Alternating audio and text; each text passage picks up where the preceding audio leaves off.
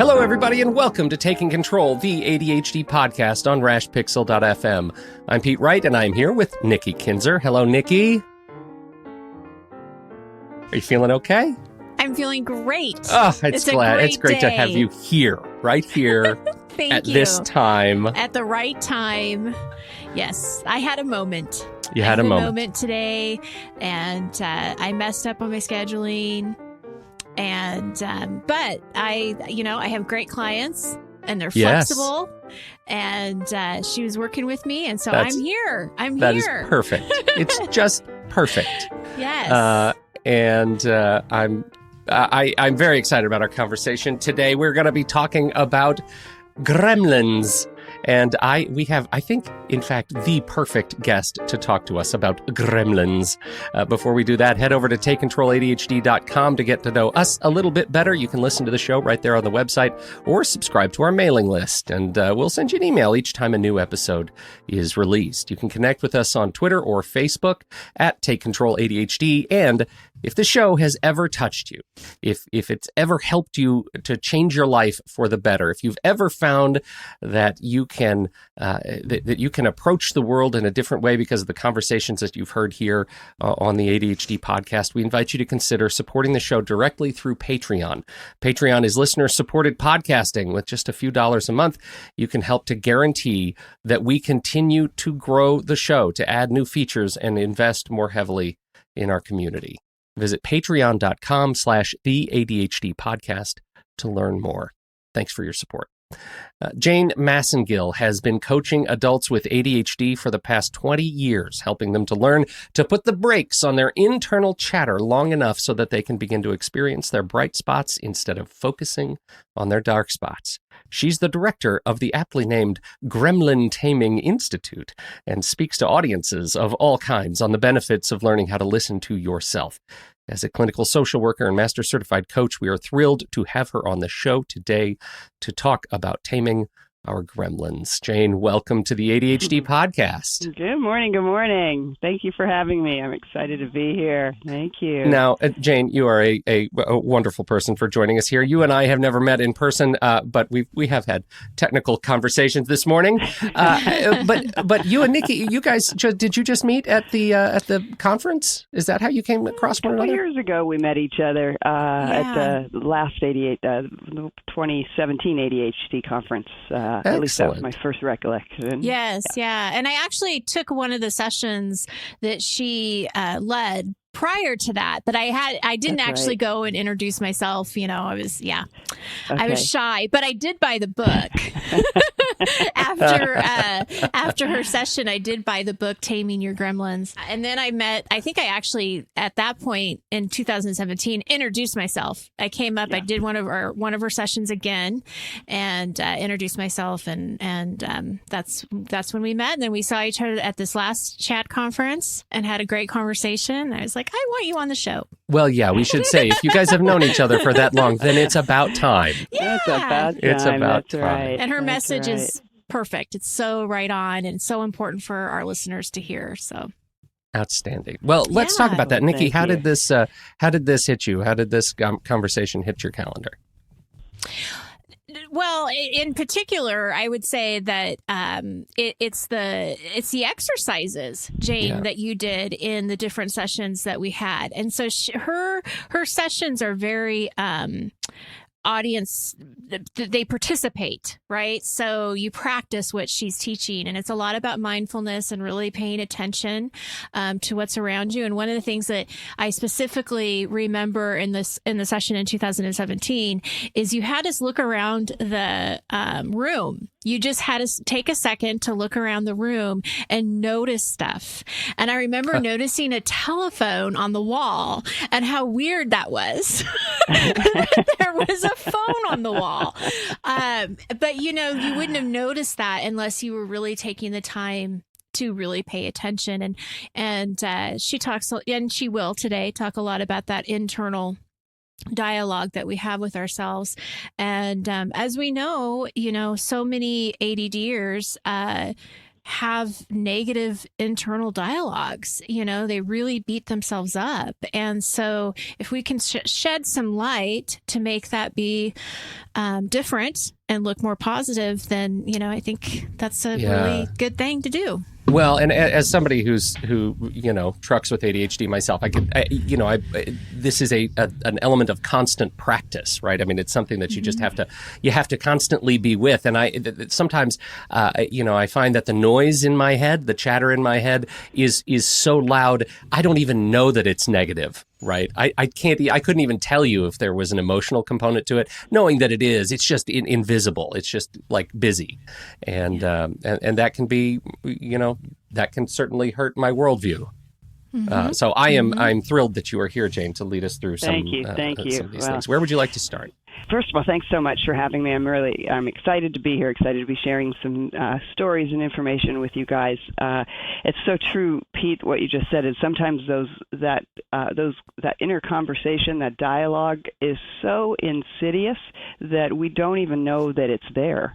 Yeah. And I think what excites me so much is really learning some solid techniques and having some solid tools to practice myself and to be able to share with other people, so that you can do something about when that first of all, even notice that conversation is showing up in the first place. It's interesting. I've been doing some work recently and just trying to get some clarity. First of all, I have ADHD, and so do those of us that have ADHD, do we really have this voice more than other people do? Or is it just something that everybody has, and we just happen to be I just happen to be talking about it, or we just happen to be talking about it and that's noticing fascinating. it. Yeah. And so I started getting really curious, and I went back and started thinking about my past career. So I've actually been I've been curious about for truly most of my life. I've just been curious about why do some people struggle and other people don't? Because we've all been given this amazing gift of this life. We've all equally been given this life, and yet there are some people that have certain biological issues that struggle more with those issues, and other people who completely succeed despite their biology.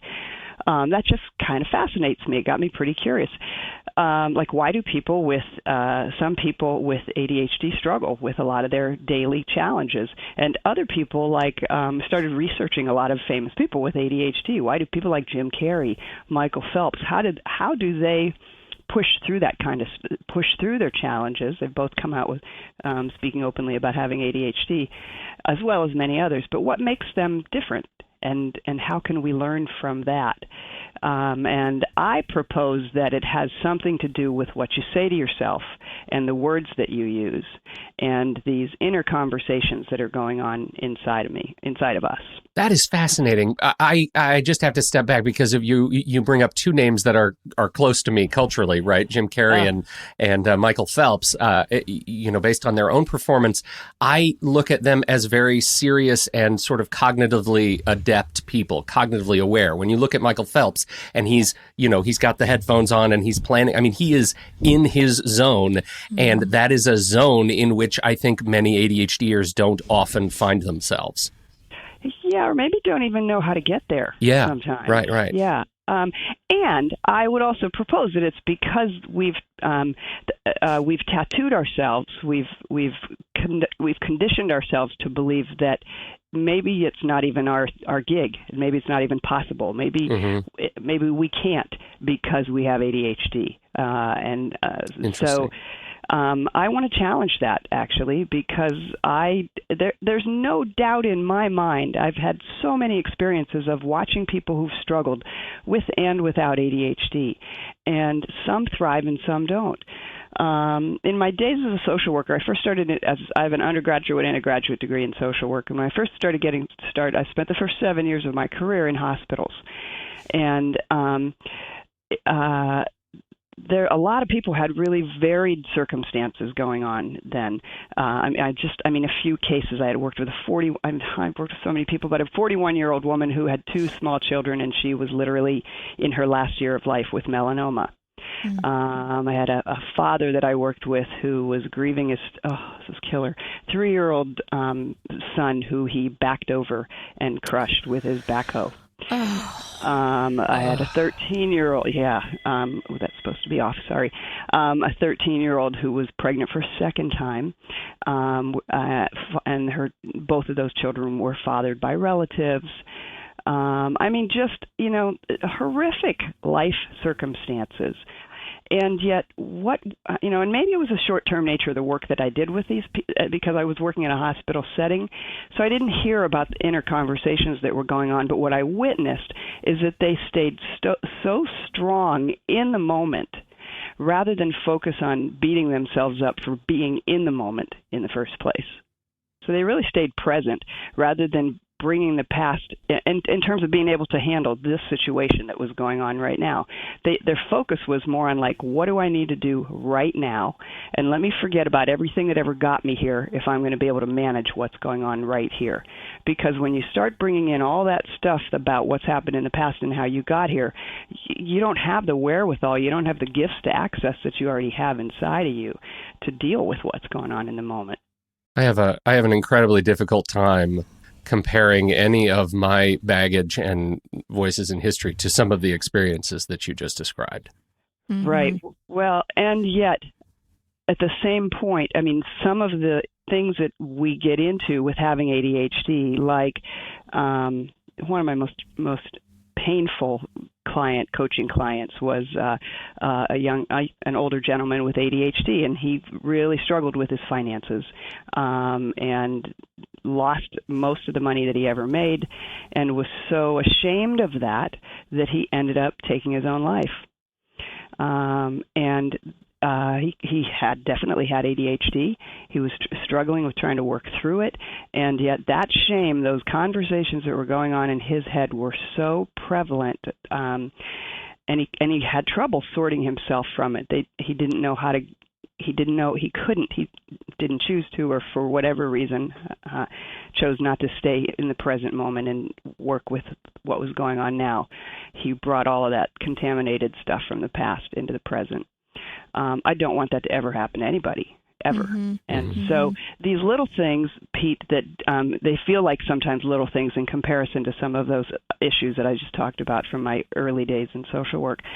And yet it's all those little things that can add up. A life is a life. So regardless of what gets in the way, it's still getting in the way of a life. And we all equally have the responsibility to protect that gift as much as we choose to. Mm-hmm.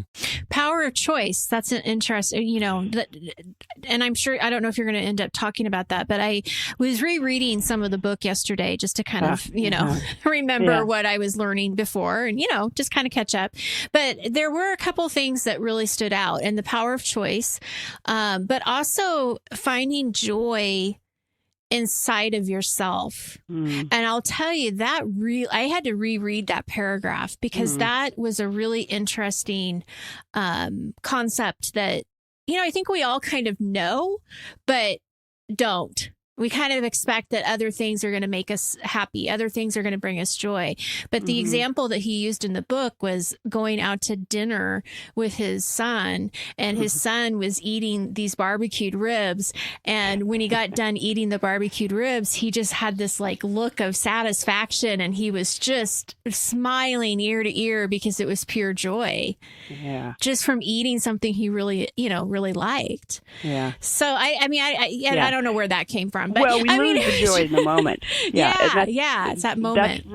That's really an important point, Nikki, because part of what we're going for when I ask myself, okay, what is it that makes some people survive in difficult circumstances and some people have challenges? Part of it is coming back to that present moment and being able to connect with what's underneath the circumstances and the life's breath that you're given. And it is so easy to take that for granted. And it's interesting, first of all, I want to say before we go any further, the book that we're referring to that you showed a picture of was written over 35 years ago by Rick Carson. Wow. I know, it's amazing. It was the only book that was ever required when I went through my coach training program 20 years ago. And it's now been written in I think, about 15 different languages, none of which, by the way, I think this always fascinates me for authors, none of which was initiated by the author, by Rick. It's just organically other people that just said, this should be in this language. And it's used all over the world with all sorts of organizations and companies and lots of coaches and therapists and substance abuse programs. So I feel so blessed to have picked up that book and let it guide me in so many ways. And I took Rick seriously when in the back of the book he says, if you have questions, call me. Here's my phone number. And I opened it. That was a great part of being impulsive. I picked up the phone and called him, and he answered. And that from there we have had a great long collegial relationship and a great friendship. And I've just learned so much. I'm so grateful to him for everything.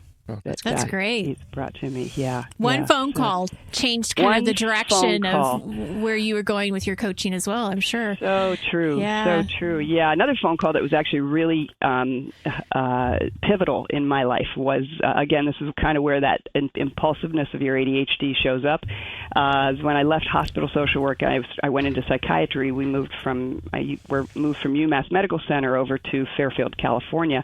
Picked up the phone book in the Yellow Pages because there wasn't an internet at that time. I'm sounding a little older, and called all the psychiatrists. And one new psychiatrist in town interviewed me. He brought me in, and I convinced him to hire me. And turns out that it was Daniel Amen. I don't know if you guys may know Daniel Amen. So we started working together, and it was through his. I started doing all these evaluations. This was back in the late 80s, early 90s, when adult ADHD was just being considered as a DSM diagnosis. And it was also at the time when he shortly thereafter, started doing all these brain images. And he asked the whole staff to come in if they wanted to. Come on in, I'll give you brain. I need some brains, is what he said. I need some normal brains, is what he said. So I thought, I don't know if you're going to get normal, but I want to see what my brain looks like. So I went in, and we both looked at my scan together, and he went, I kind of didn't expect this from you. And I said, well, tell me about this. He says, well, your prefrontal cortex isn't working quite like everybody, like the typical brain that I was expecting, because you look like you have it pretty together most of the time.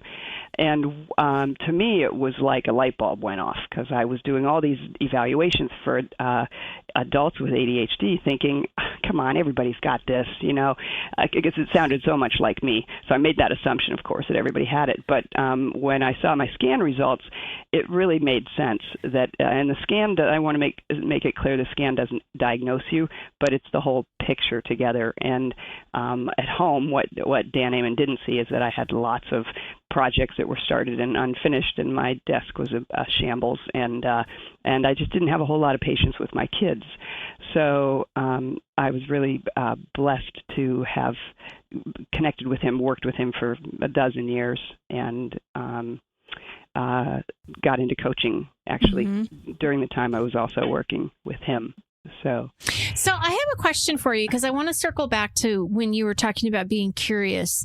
Is it different? Is the internal dialogue different with ADDers versus somebody without ADHD? What did you find out? I think so. Well, here's what I found out is I think so, because we're being told our whole lives, sit down, shut up, don't move, sit still. Sit still, clean up your messes, stop interrupting from very early ages. So every experience we have in our life, we create some ideas about who we are based on those experiences. Mm-hmm. And that's true for everybody. And what's also true is that when you don't fit into the same box, especially in our school system, the way our school system's set up, you don't fit in the same box that everybody else does. So you're going to get, for the most part, and you're going to get way more messages than the average child might receive. Mm-hmm. Again, diagnosed or not, it doesn't matter. And so you start making up all these ideas about who you are, and those ideas actually may have nothing to do with who you truly are. So all of a sudden this line becomes sort of blurry between who am I and who am I really, and what are these what are people saying about me? And so we start taking on that internal dialogue. One example I can think of is again, these experiences start early. When I was 6 years old, first grade, I can remember having to come up in front of this. I talked a lot, and I was very chatty, and I went to a Catholic school. I remember being pulled up in the front of the classroom, and Sister Laura, bless your heart now, would have me hold my lips shut, and she'd make me stand in front of the classroom, facing all my peers, holding my lips shut. Wow. For anywhere between 1 and 5 minutes. It was public goodness. shaming. Yeah. You know? And, I was also probably pretty vain at that age. So I was equally as worried. I was ashamed, and I was equally as worried that the longer I did that, my lips were going to look like hers. And she had these big lips, and I didn't like the way she looked either. So anyway, I started faking that I was holding my lips. And if I could talk to her now, I'd say, Sister Laura, I get paid for talking. And, look at me now. That's right. And if I wanted big lips, I'll go to Botox. That's right. Anyway, so yes, we do make I do believe that there's truth to this, Nikki, that I do think that the dialogue is different for adults with ADHD and for kids too, which is why I'm such a big proponent of parents. Pay close attention to what you're saying to your kids, because whether you know it or not, these are all formative memories of things that they're going to take with them in terms of who they start believing that they are. Well, and that's the curse of being a parent with ADHD, right? Is that sometimes I find myself in ADHD understanding mode where I'm parenting with ADHD in mind, and sometimes I find that, I'm parenting normatively, and it's just because we're not in sync, and I find myself saying things that were said to me, and I want to just slam my head in the car door. It's just so. Right. I hear it as it comes out of my mouth. It's so triggering. I know you want to just kind of pull them back, right? Yeah. Yeah. It's painful. It's painful. So it's interesting. When I came back from the ADHD conference in St. Louis, Russ Barkley spoke on adults with people with ADHD having shorter lifespans. And I didn't even want to go to that conference because I thought, why do I want to learn that I'm going to die earlier? But I'm really glad I went, because he talks about conscientiousness. And one of the things that can increase your lifespan is being more conscious. I thought, perfect, being more aware, noticing more, paying more attention. And I thought, well, hang on a second, we have ADD. And so paying attention and being more aware, that's part of the challenge of, our focus is all over the place. I have been practicing simply noticing, sort of the essence of gremlin taming now, for about the last 20 years. And simply noticing is really, it is paying attention, but there's kind of you're paying attention to a whole lot of things. Mm-hmm. And so I thought, well, how can I help people simplify what it is to pay attention to? How can I take this buzzword of mindfulness, awareness, simply noticing, and bring it down even more to help people have a simple place to start in the beginning? And so I started thinking about word watching, kind of like bird watching.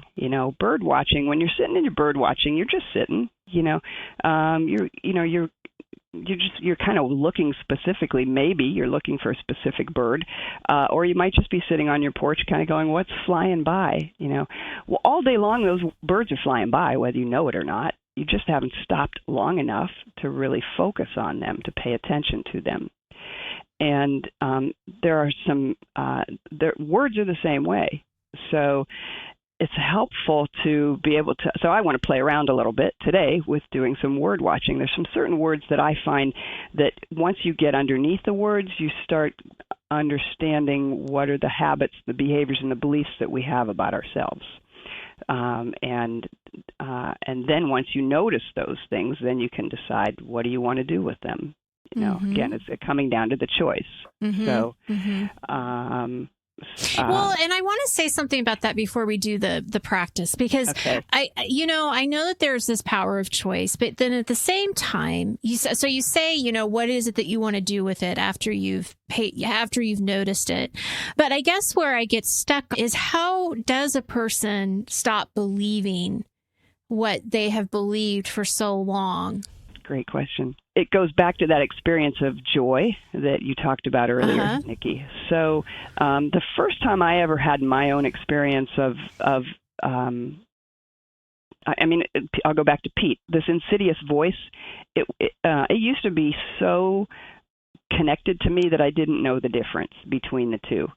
And I had a very powerful experience of being able to just sort out to be able to take that inner conversation and literally give it a picture, call it a gremlin, put it behind me, and then come back and have the same exact experience I just had, but only with that behind me, separated from my body.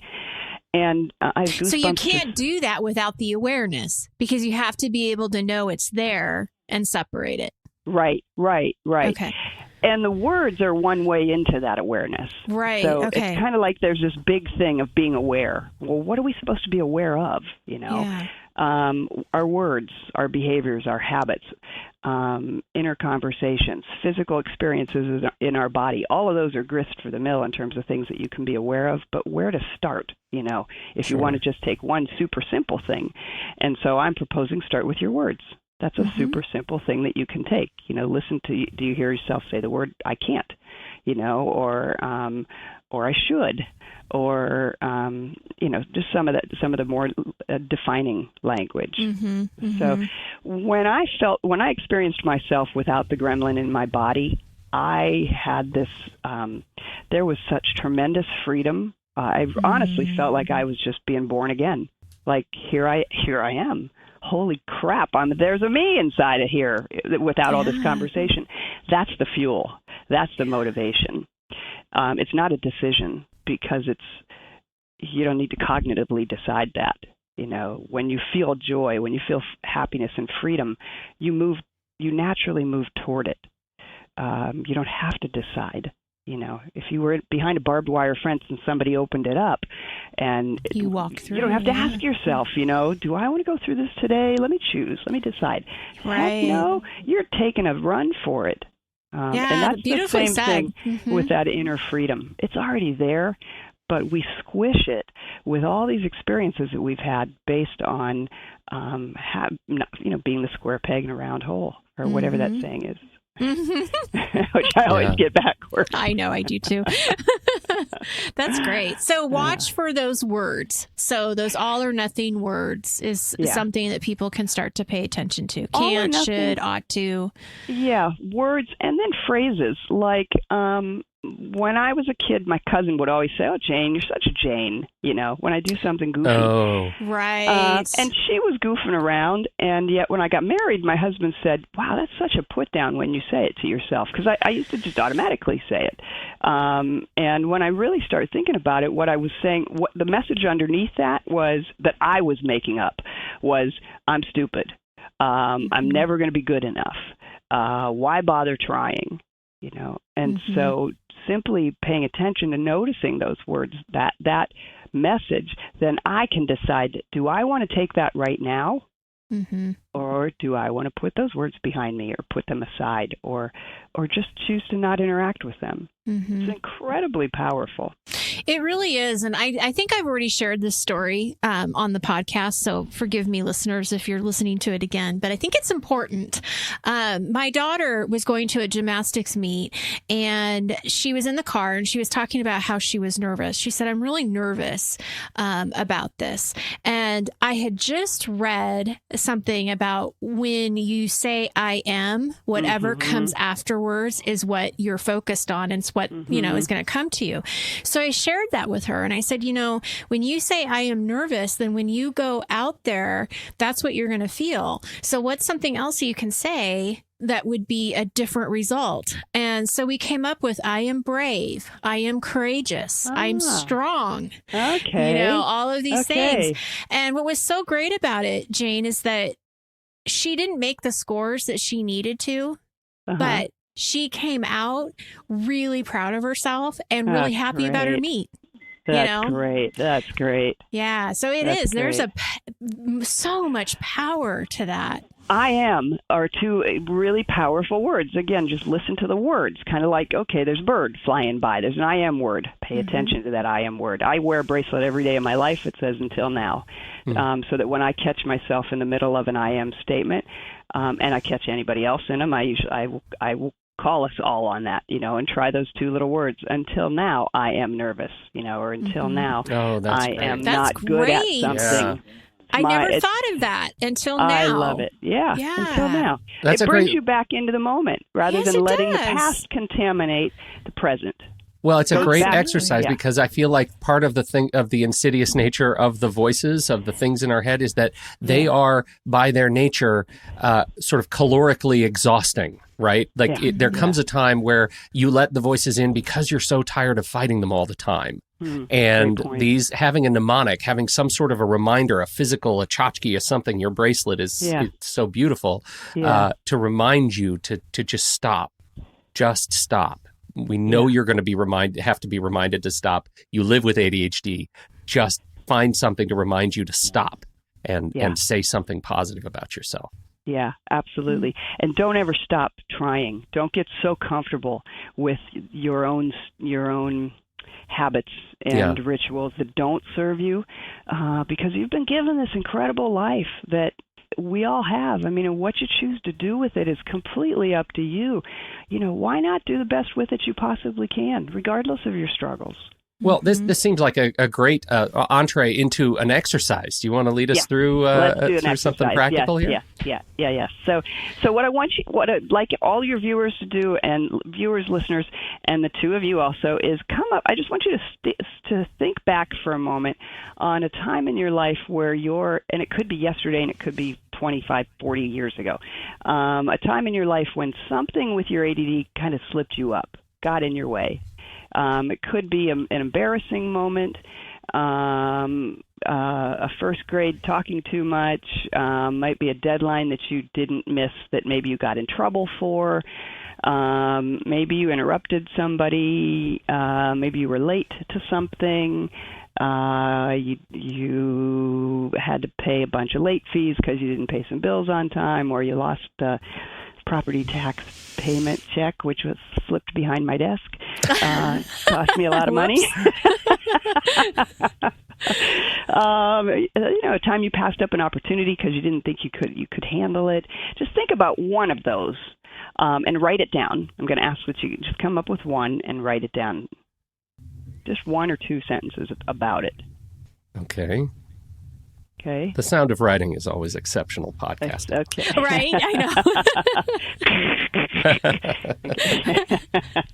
Or typing, having the typing. Right. Yeah. There you go. All right. And then I want you to ask yourself, and also write this down, what did you make up about yourself as a result of that incident?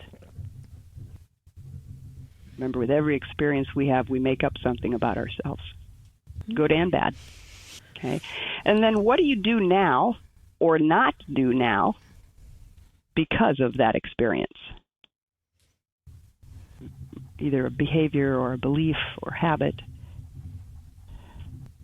And then I want you to go back through what you just wrote and underline or circle any words that you can watch for that are going to clue you into either your choice to follow through with a behavior or pattern that doesn't fit you, or to watch or to change that. So just look for any clues for words that you would say that when you circle those words, underline those words, that you can just watch for in your word watching process to help you become more aware of whether or not what you've made up about yourself works for you in this moment. Can you clarify that a little bit? Can you give me an example of the kinds of words I'm going to be looking for? Yes. So things like, I'll go back to my situation with Sister Laura. So when she had me hold my lips shut, what I made up about myself is nobody wants to hear what I have to say. So I need to be quiet. I spent many years being second fiddle, I would say, or being just really afraid to stand up and talk in front of people, or always feeling like what I had to say wasn't good enough, because I took that also from You're Such a Jane.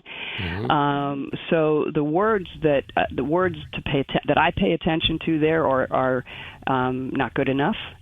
Or talking, my voice, you talk too much, I don't have a voice. They may or may not show up specifically in what you physically wrote. They might be underneath that a little bit. Okay. Yep. Mm-hmm. So I pay close attention to my voice when I hear in my own mind saying I don't have anything to say. Sometimes that is so subtle that I turn down opportunities because I think I'm not the one to talk about this.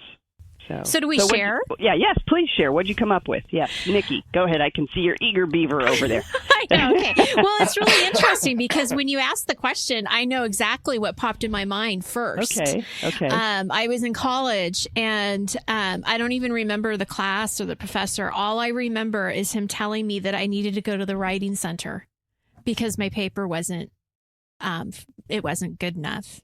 So it wasn't, formed correctly, or I don't know, but he told me to go to the writing center.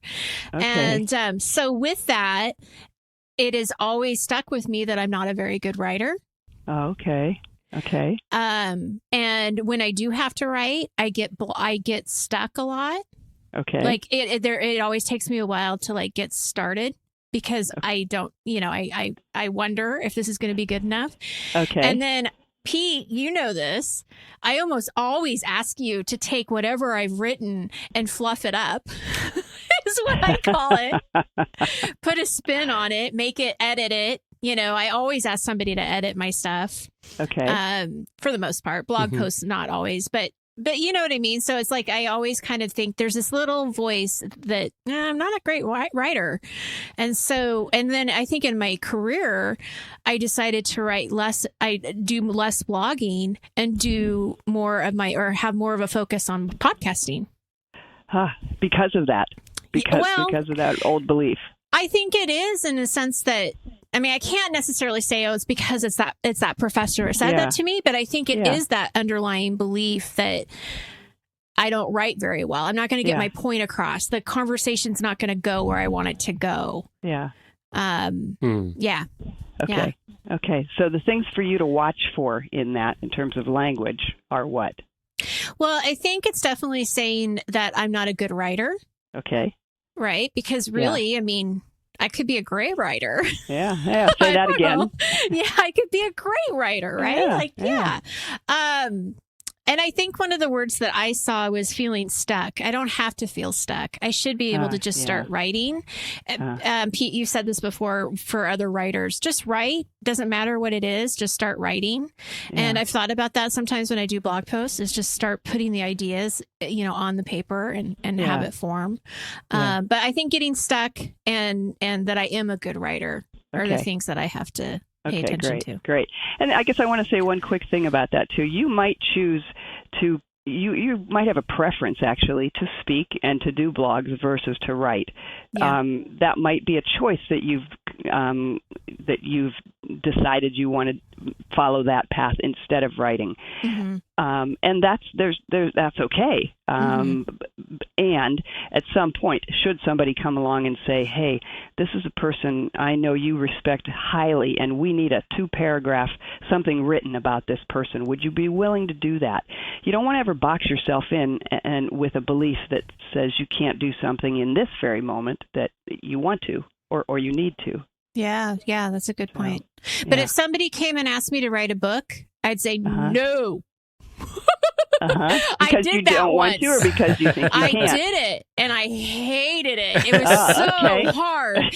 So for people who are authors, I have so much respect for you, because writing a book is so hard. It is really hard. And I know that's a total limiting belief. Yes, it's another concept. Yeah. It is a concept. And I probably need to work through that. So maybe I shouldn't say that if somebody wants me to write a book, I would say no. Episode, yeah. Right. Yeah. So I'm kind of working this out right now as we speak. I have lots of issues around writing. I should probably go to therapy and talk about it some more. Until now. Until now, yeah. Oh, you opened up a can of worms. All right, Pete, we better shift to you before we I feel like we're coming off the rails. No, for me, it was, part of my career is in video production, and I ran into a client who wanted some very specific, heavy graphics intensive work, and that's not a style that I do a lot of work in. I'm much more of a documentarian, and I don't do a lot of building, sweeping on-screen graphics, things like animations and things, and that's what they wanted. And I found myself in a place where it was just way too easy to delay, to take too long, to put myself in a bad light because I was not fast enough or not good enough to do what they needed to be done. And as a result, I found I just would stay away from clients who were asking for that kind of work. And the sort of, as I started thinking about it and writing about it, I was realizing that, what they were asking for was some inspiration from me as a creative professional. And what I was delivering was uninspired. And that's the word that sort of stuck for me. And I found that's a hard thing. And the truth is, I think if I'm really looking at it practically, if I'm really watching those words and the other projects I've taken on, it's not that I may not be as fast as some others, but I can do the work. It puts me in, it turns my stomach into knots, right? I mean, it's just hard. I think whenever I think of those projects, I go back to that one that still is over my head. Like, I did that badly. I wasn't good enough. I wasn't fast enough. I'm uninspired. Go back to that phrase, I can do the work. Okay. And say that again. Yeah, I can do the work. And notice what that feels like when you say that. Right. Yeah, well, it's appreciably different. I can do the work. Okay. Yeah. Feel that sense of freedom, like that somebody just opened the barbed wire gate for a minute. Yeah. And you just need to stick your foot in it and squeeze through. Yeah. Right. You still might not decide to go that direction, but that experience of, well, I can do this. Yeah. That's the piece. That's that place of joy. Like Nikki, you said, I know I could write. I know I can. Yeah. It's the same thing. You could see it in you when you said it. It was like this bang, that shift of something. Again, you might not choose to necessarily follow through with action that your decision is not necessarily relevant. It's that experience of peace that we're all after on the inside, that sense of freedom. Like, to not tattoo yourself with ideas about who you are is incredibly freeing. Well, it is. It feels like this is what, just writing it down and seeing the words, it's like a retroactive kind of continuity, right? I'm trying to change my experience of history a little bit so that I can experience in a more sort of productive kind of fashion. Great. Really well said. When you bring things into the light, something as simple as watching your words and writing them down. There's something powerful about writing them down versus just saying them.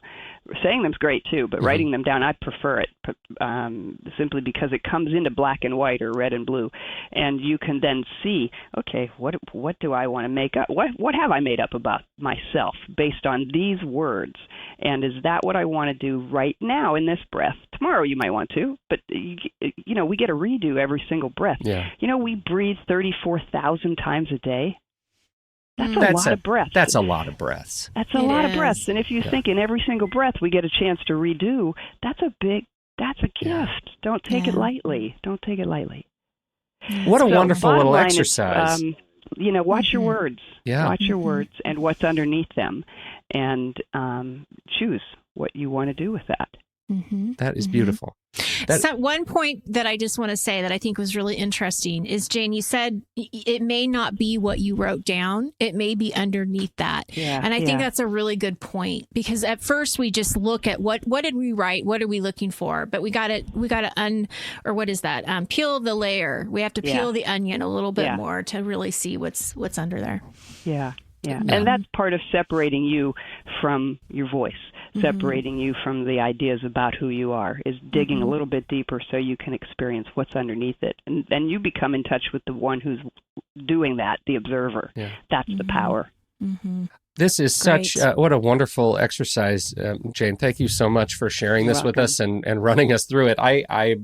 I have some more writing to do and a new model through which to do it. Share us, we're wrapping up here, but share us a little bit. Where would you like people to go to learn more about you and your work? And is there a way we can take this exercise, and would you be okay with us sharing it as like a PDF, or do you have a PDF or something we could share it with? I don't have a PDF, but I can make one up for you and send it your way, no doubt. I would say the first thing to do is just keep a word journal.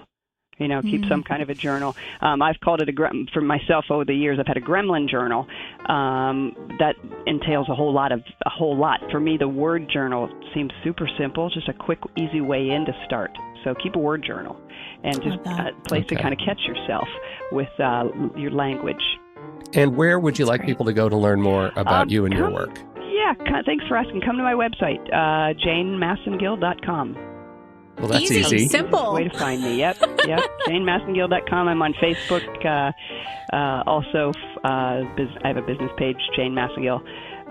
So I'm a name you can trust. Just come by. Oh, listen to you. Thank you so much, Jane Massengill. We sure appreciate your time and attention today, as we do all of our listeners who have downloaded, all their Patreon supporters who've shown up for the live stream. Thank you, everybody, for your time and your attention. Until next week, on behalf of Jane Massengill and Nikki Kinzer, I'm Pete Wright.